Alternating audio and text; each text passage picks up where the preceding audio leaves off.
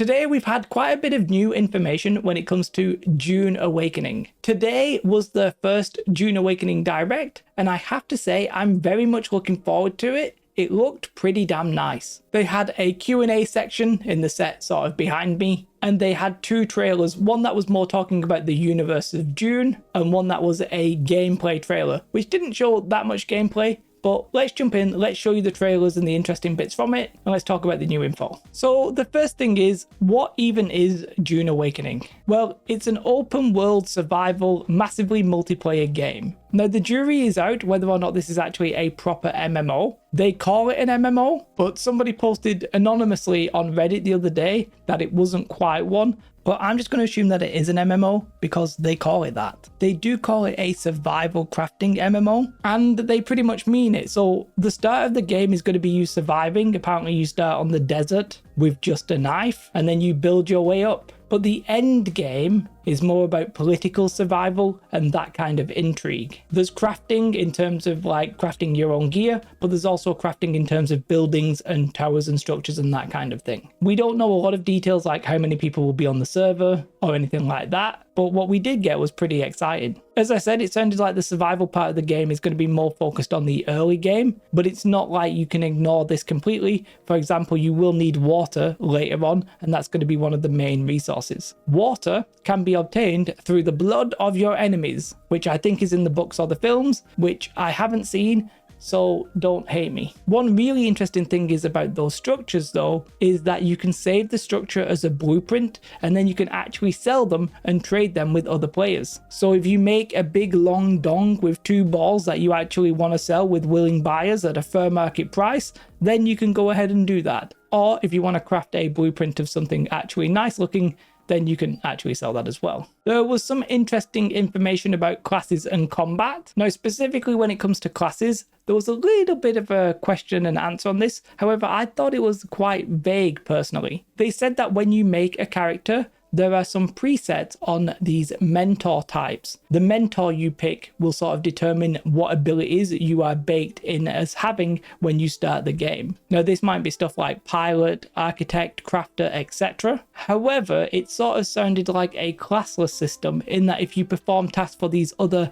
master types, these mentors, then you will be able to learn those skills. And I'm not really sure if you can fully, completely swap, but I sort of assume that you can. The combat does sound interesting. Quite a few weapons were mentioned, and they did heavily mention that melee will be somewhat playable. And I think the idea here is that the melee people are going to have shields, which are going to, stop the ranged abilities or somewhat stop the range damage. But what's important is the more you use a shield, the more likely it is that a giant sandworm will come and eat you, which is obviously not something you want. It sounded like, and this is why I think they don't have a class system, is that they want you to have a freedom of choice. So if you want to be a sniper who climbs up these rocks and then shoots down, you can do that. If you want to fight melee, you can do that. They really seem like they're trying to embrace the universe. In the video, they had people who'd worked on the films. They were saying how they sort of felt responsible for bridging the gap between the books and the films in a world that you can sort of like participate in.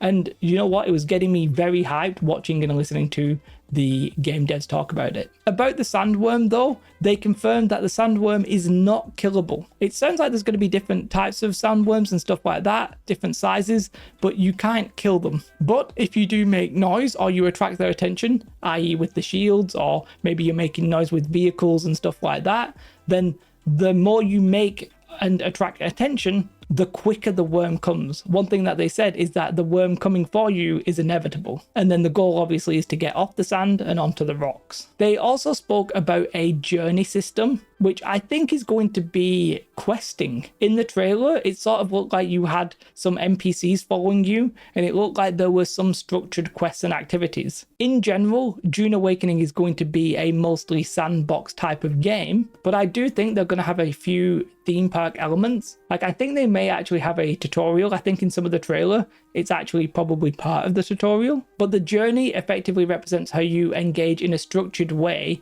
the rich lore and expansive world of Dune. They mentioned that you can do these journeys in a cooperative mode, so it sounds like you'll be able to get a group of you and go questing together. However, as I said, the game sort of seems like it is trying to be quite sandboxy, and one thing that they very briefly mentioned was a contract system, which I think is going to be a contract system between players. You know, I want you to get X, Y, and Z, and I want you to bring it here, and I will pay you this much. That sort of sounds like an EVE Online kind of system, but it also might be more like a town board system or commissions if you recently watched the Ashes of Creation video. By the way, I have a summary of that in a different video. I'll link it in the description. One thing that is very important is that there's going to be factions in this game. Now, I may have misheard this, but I tried to listen to it again. It sounds like there's going to be 2 factions, or at least 2 main factions. And the idea here is you pledge your allegiance to one of these families or factions, and that is one of the key drivers for some combat between people. I don't know if you'll be able to attack people in your own faction,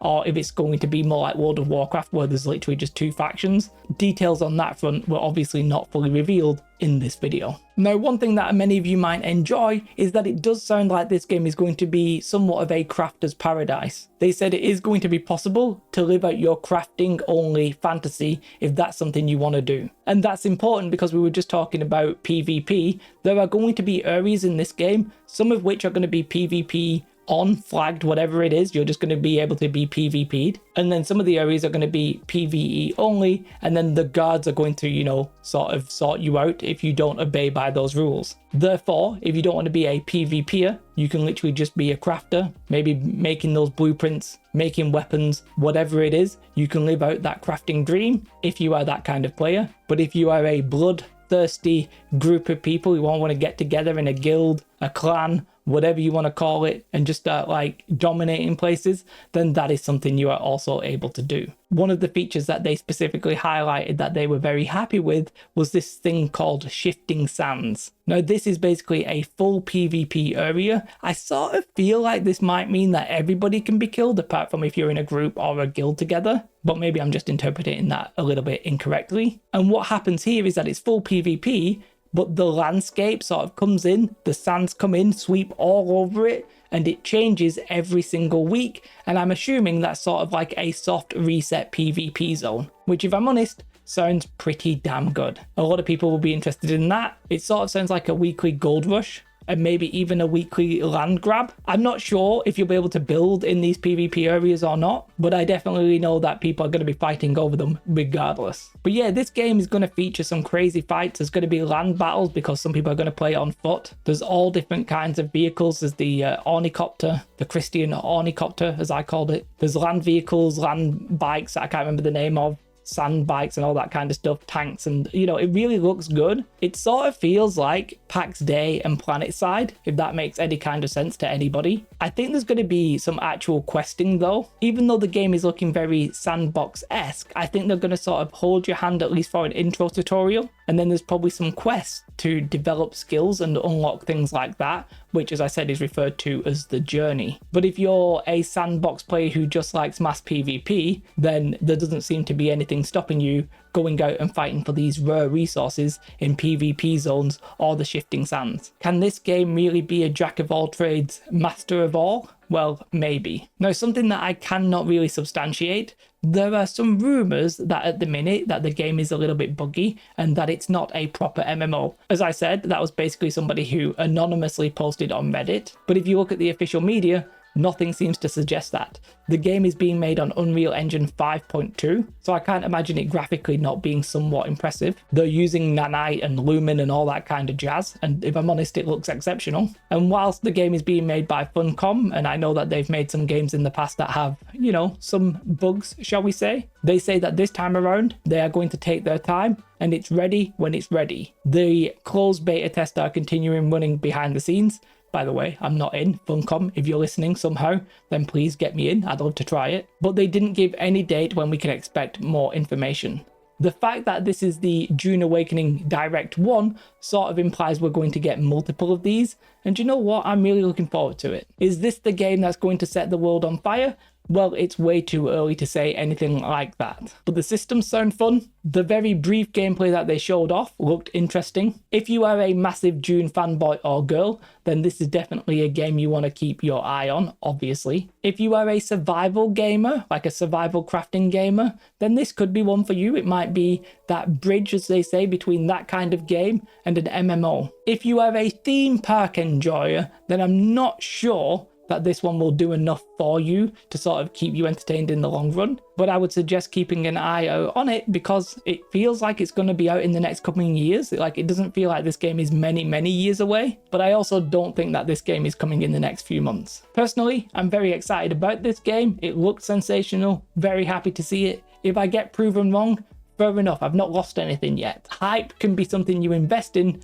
but let's not, put your entire personality behind hype, because otherwise you end up becoming the copium king or queen. Maybe Dune's the game for you. Maybe that is the game you want to cope on. I'll personally just wait until we see a little bit more. Let me know your thoughts in the comments below. Did you watch the trailers? I'll try and put them in the description, or I'll try and put the main video in the description, or the channel of Funcom.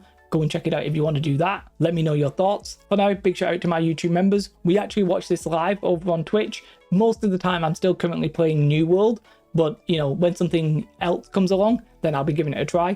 Definitely be giving Dune a try when that happens. For now, have a most beautiful day. Like and subscribe. Goodbye.